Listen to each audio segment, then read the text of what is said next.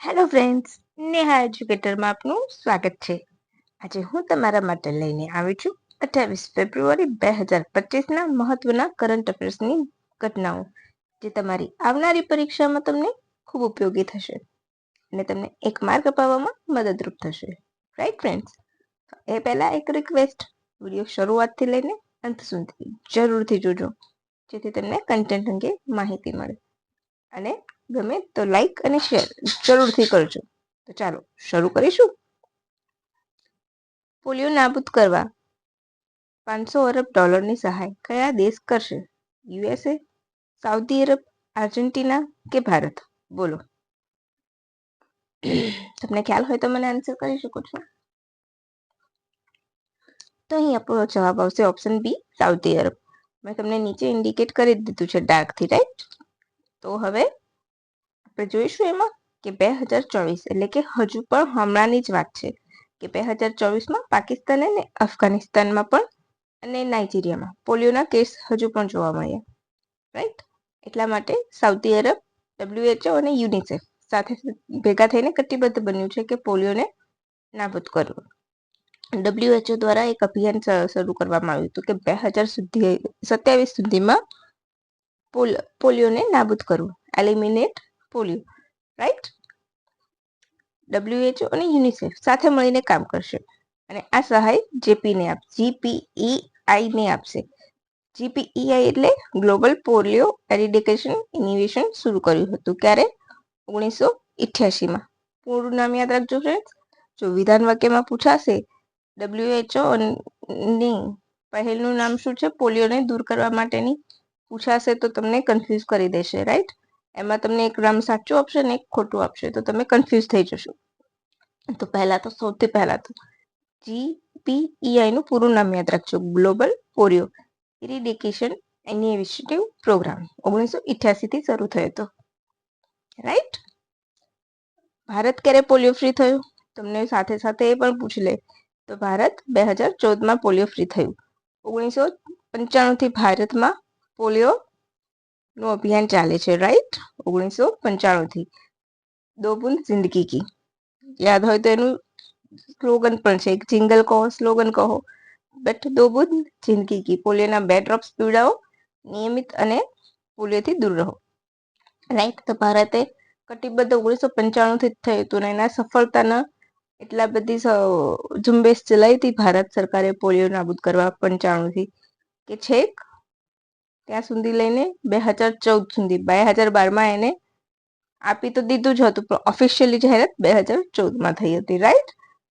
એટલે જેમ અત્યારે મેલેરિયાને લિસ્ટમાં મૂક્યું છે દૂર થવાને, એમ 2012માં મૂકી દીધું હતું અને 14માં એને નાબૂદ કરી દીધો પોલિયો. તો એ પણ યાદ રાખજો. બરાબર? 1995માં ભારતે શરૂ કરી હતી પહેલા અને 2014માં ભારતમાં પોલિયો સંપૂર્ણ નાબૂદ થઈ ગયો. દો બૂંદ જિંદગી કી. એના માટે એમણે ખૂબ માર્કેટિંગ કર્યું હતું. માર્કેટિંગ મીન્સ બહુ બધી એડવર્ટાઇઝ કરી હતી કે પોલિયો શરીર માટે ઘાતક છે, તમારો શરીરને બગાડી દેશે. રાઈટ? વિકલાંગતા લઈને આવશે. એટલે સરકારે કટિબદ્ધ બની હતી ને બહુ જ મોટા ઉપાડે સરકારે ઝુંબેશ ચલાવી હતી અને એની સફળતા આપણને 2014માં મળી, માર્ચ 2014ની અંદર. રાઈટ? સમજાઈ ગયું ફ્રેન્ડ્સ? હવે GPEI નું થઈ ગયું. WHO તો તમને સૌને ખબર હશે. અચ્છા, રાજ્ય પૂછે તો કયું રાજ્ય હતું? તમિલનાડુ. 7 એપ્રિલ 1948માં WHO ની સ્થાપના, વર્લ્ડ હેલ્થ ઓર્ગેનાઇઝેશન. એ પણ તમને ખ્યાલ હશે. આપણા ટેડ્રોસભાઈ અત્યારે એના ડાયરેક્ટર જનરલ છે. મુખ્ય મથક જીનેવામાં છે. અચ્છા, મેં અહીંયા તમને ઓપ્શન આપ્યું છે યુએસએ, આર્જેન્ટિના. રાઈટ? તો યુએસએ અને આર્જેન્ટિના WHO માંથી ખસી ગયા છે. રાઈટ? WHO માંથી કયા બે દેશ દૂર થઈ ગયા છે? તો યુએસએ અને આર્જેન્ટિના. તમે યાદ રાખજો ફ્રેન્ડ્સ. આ 100% આ ક્વેશ્ચન WHO ને લગતો યુનિસેફ માંથી પણ યુએસએ ખસી ગયું છે. જે ટ્રમ્પ ભાઈ આવ્યા છે અને એમણે જે ધડાધડની ડિસિઝન લીધા છે ટ્રમ્પ ચાચાએ, એના ઉપરથી તમે એક એનું લિસ્ટ રેડી રાખવાનું કે કયા કયા ડિસિઝન લયા છે. જેમ કે પ્લાસ્ટિકની સ્ટ્રો ફરી ચાલુ કરી છે, યુનિસેફ માંથી ખસી ગયું છે, WHO માંથી ખસી ગયું છે. અત્યારે નવી સ્કીમ ગોલ્ડન વિઝા સ્કીમ ચાલુ કરી છે. 45 કરોડ રૂપિયા આપો અને ગોલ્ડન વિઝા તેને પ્રાપ્ત કરો. રાઈટ? હવે આપણે યુનિસેફની થોડી ડિટેલ જોઈ લઈશું. બાળકો માટેની સંસ્થા છે. Right? United National Children's Fund, right. 11 December 1946માં તેની સ્થાપના થઈ હતી. એટલે કે યુનિસેફ ડે 11 ડિસેમ્બરે ઉજવે છે, એ પણ ક્લિયર થઈ ગયું. જેનું મુખ્ય મથક ક્યાં છે? ન્યુયોર્કમાં છે. અને નોબેલ પ્રાઇઝ પણ મળેલું છે. WHO 7 એપ્રિલે કયો દિવસ ઉજવે છે? વિશ્વ આરોગ્ય દિવસ ઉજવે છે, રાઈટ. અને 9 દિવસ જે ઉજવે છે એ પણ મને કમેન્ટ કરજો.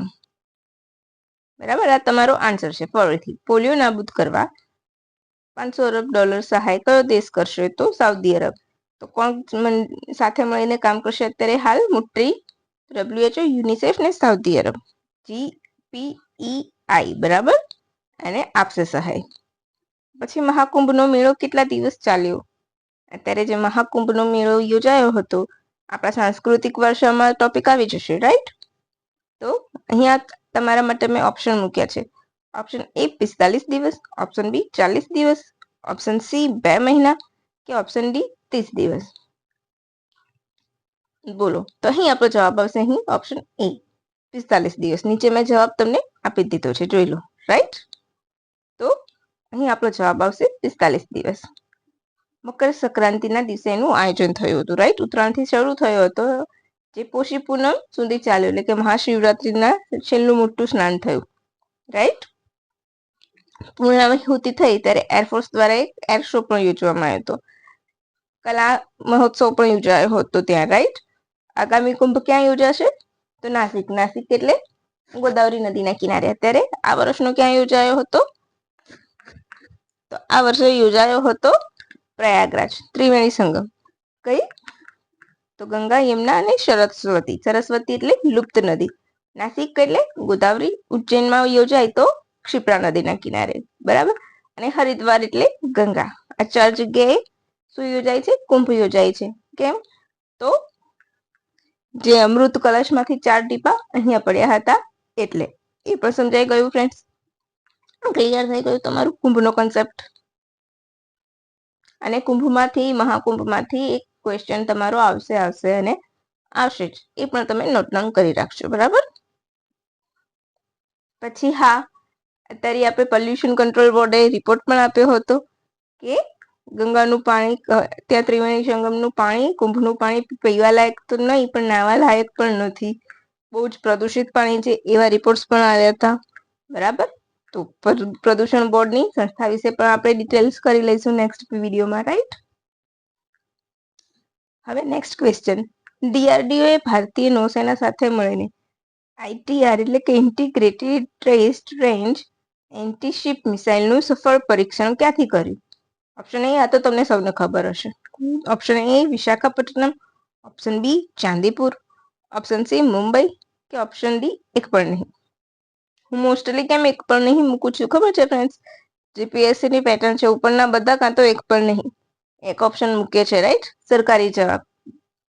તો તમારે એ ધ્યાનમાં રહે એટલા માટે હું અહીં ઓપ્શન સેટ કરું છું.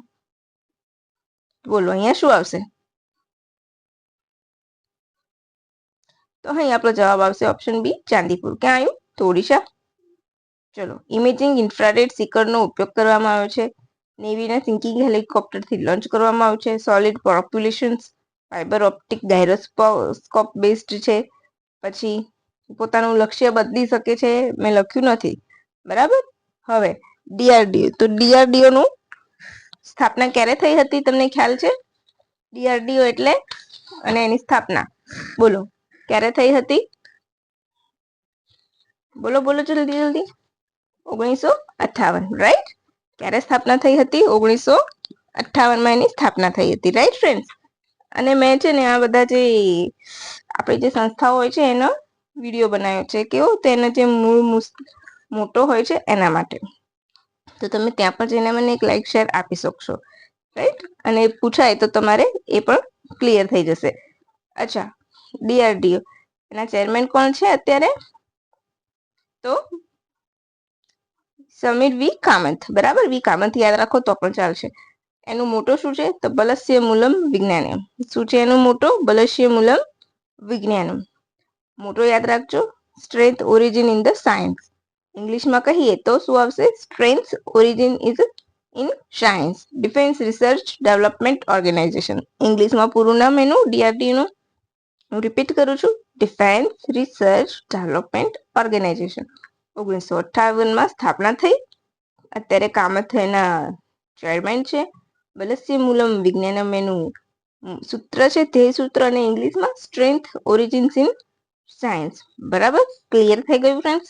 હવે નેવી, તો નેવીનું શું સૂત્ર આવશે? શનો વરુણમ. શું આવશે? શનો વરુણમ. રાઈટ. નેવીનો સ્થાપના દિવસ ક્યારે ઉજવાય છે? 4 ડિસેમ્બર. રાઈટ. 4 ડિસેમ્બર એટલે નેવી સ્થાપના દિવસ. 15 જાન્યુઆરી એટલે આર્મી દિવસ, અને 8 ઓક્ટોબર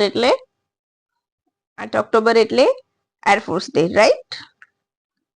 તો ચલો, ક્લિયર થઈ ગયું તમારું આ બધું જ. ક્યારેક તમને પૂછી શકે સૂત્ર મોટું કે આ સાઈડ તમને ધ્યેય સૂત્ર આપ્યા, ઓર્ગેનાઇઝેશન આપ્યા હોય, અને માં તમને ધ્યેય સૂત્ર આપ્યા હોય, અને પછી જોડકા જોડો પૂછે, તો તમારે આવડતું હશે તો ખ્યાલ હશે. તો ચાલો હવે આગળ વધીશું. જો અહીંયા મેં રિપીટ તમને આપી દીધું છે. રાઈટ. પછી 1 માર્ચના રોજ કયા નંબરનો સિવિલ એકાઉન્ટ ડે ઉજવાયો? બોલો. ઓપ્શન એ 50મો, ઓપ્શન બી 30મો, ઓપ્શન સી 49મો, કે ઓપ્શન ડી 51મો? બોલો. ખ્યાલ હોય તો કહી દો. અચ્છા, ચલો હું છું ને તમારા માટે, તમે ચિંતા કેમ કરો છો ફ્રેન્ડ્સ? અચ્છા, ચલો હવે આપણે વધીશું આગળ. તો નવી દિલ્હીમાં 49મા નંબરનો હતો. રાઈટ. એની અધ્યક્ષતા કોણે કરી હતી? તો નિર્મલા સીતારામને. કોણે કરી હતી? આપણા ફાઇનાન્સ મિનિસ્ટર, નાણામંત્રી છે નિર્મલાતાઈ, એમણે. રાઈટ. એટલે કે નિર્મલા સીતારામને એની અધ્યક્ષતા કરી હતી. 1 માર્ચ ઉજવાશે. હા, સોરી, મારું લખવામાં જ ભૂલ થઈ ગઈ છે અહીંયા. હવે નેક્સ્ટ ક્વેશ્ચન તરફ અહીંયા થોડીક મિસ્ટેક આવી ગઈ છે લખવામાં. હું તમને સરખી પીડીએફમાં સુધારી લઈશ. રાઈટ. નવી દિલ્હીમાં કોણ કરશે? તો નિર્મલા સીતારામન.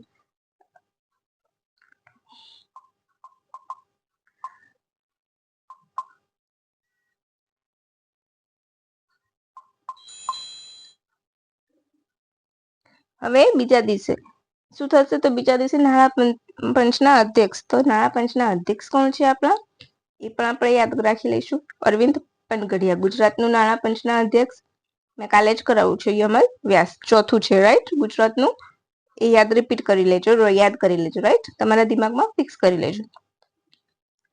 બીજા દિવસે 16મા નાણાં પંચના અધ્યક્ષ અરવિંદ પનગડિયા પણ ભાગ લેશે, જેમાં એ India in global economy the next decade વિષય પર વિચારો રજૂ કરશે.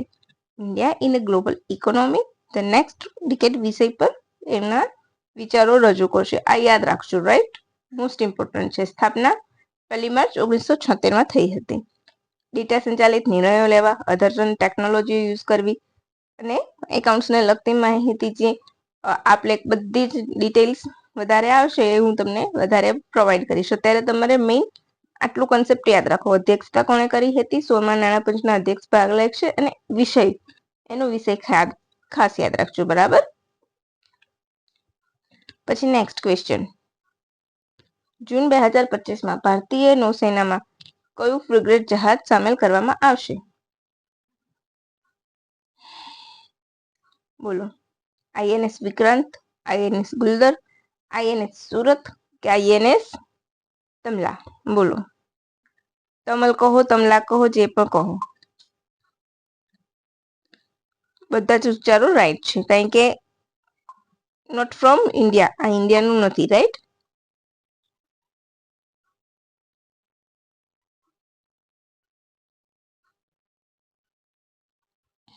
બોલો. ચલો હું તમને કહી દઉં છું. આપણે પહેલા તો જોઈ લઈશું. અહીંયા આપણો જવાબ આવશે આઈએનએસ તમલા. Option D. શું આન્સર આવશે આપણો? આઈએનએસ તમલા. આ લગભગ ભારતનું છેલ્લું આયાતી યુદ્ધ જહાજ છે. રાઈટ. કેવું છે? તો છેલ્લું આયાતી યુદ્ધ જહાજ છે. એના પછી ભારત શું કરશે? તો ઇન્ડિયામાં જ બનાવશે. રાઈટ. રશિયન બનાવટનું છે. રાઈટ. વિક્રાંત તો એરક્રાફ્ટ કેરિયર છે. ચલો પહેલા આપણે આની માહિતી લઈ લઈશું. આઈએનએસ વિક્રાંત શું છે? તો એક એરક્રાફ્ટ છે, રાઈટ? શું છે? એરક્રાફ્ટ છે. ભારતનું ચોથું એરક્રાફ્ટ છે. ભારતમાં બનેલું પ્રથમ છે. કોણે બનાવ્યું છે? કોચિન શિપયાર્ડ દ્વારા. મેં કશું લખ્યું નથી, પણ મને યાદ છે, તો મને યાદ આવ્યું તો મને થયું કે હું તમને કરાવી દઉં, રાઈટ? રિપીટ. તો INS વિક્રાંત ભારતીય નૌકાદળમાં સામેલ એરક્રાફ્ટ કેરિયર છે. ચોથું છે, રાઈટ? ભારતમાં બનેલું છે સૌ પ્રથમ. પછી વિક્રાંતનો અર્થ શું થાય છે? તો હિંમતવાન, રાઈટ? અને સંપૂર્ણપણે ભારતીય બનાવટનું છે, એ પણ યાદ રાખજો. ગુલદર તો એને ડીકમિશન કરાયું છે, મહારાષ્ટ્રને સોંપશે. કેમ? તો પાણીની અંદર મ્યુઝિયમ બનાવવા માટે, રાઈટ? અને વિક્રાંતનું બનાવટ કોણે કરી છે? તો કોચિન શિપયાર્ડ લિમિટેડ. જયમ સમય યુદ્ધરી એટલે કે જેવો મને શું કે છે એનો મોટો છે, જયમ સમ યુધિસ્પૃત, એનું સંસ્કૃતમાં મોટો છે વિક્રાંતનો. એને શ્રદ્ધાંજલિ આપવા અત્યારે ડિસકમિશન કરેલું છે, રાઈટ? જે ભારતનું પહેલું વિક્રાંત હતું એને શ્રદ્ધાંજલિ આપવા અને નામ આપવામાં આવ્યું છે, રાઈટ? હવે ક્યારે લોન્ચ કર્યું હતું? તો 2013માં લોન્ચ થયું હતું, રાઈટ? અને કમિશન ક્યારે થયું? તો 2022માં. બરાબર? 2022માં વિક્રાંત INS શું છે? એરક્રાફ્ટ કેરિયર છે. બરાબર? એરક્રાફ્ટ નેવીનું કેરિયર છે, રાઈટ? પછી 2022માં સેવામાં આવ્યું, રાઈટ? લોન્ચિંગ 2013 થી થઈ ગયું હતું. બરાબર? પછી નેક્સ્ટ તરફ ગુલદર તો તમને મેં કહી દીધું. સુરત તો કેવું છે? ડિસ્ટ્રોયર છે, રાઈટ? સુરત એક વાત યાદ રાખજો ફ્રેન્ડ્સ, મોટા ભાગે જે સિટીના નામ પરથી હોય છે ને ડિસ્ટ્રોયર જ હોય છે, રાઈટ? હવે અને INS તમલા, તો એની સાથે તમને યાદ છે આપણે ડિસેમ્બરમાં એક શીખ્યા હતા, તુશીલ. તમલા અને તુશીલ બંને રશિયન છે, રાઈટ? એ યાદ રાખજો. અહીંયા મેં લખ્યું નથી. ઓકે. INS તુશીલ એ કેવું છે? તો INS તુશીલ એ કેવું જહાજ છે? જો અહીંયા લખેલું છે ભારતનું છેલ્લું યાદ છે. પછી હવે મેક ઇન ઇન્ડિયા પ્રોજેક્ટ હેઠળ બનશે. રશિયન બનાવટનું જહાજ છે. સ્ટીલ્થ ટેકનોલોજી ધરાવે છે.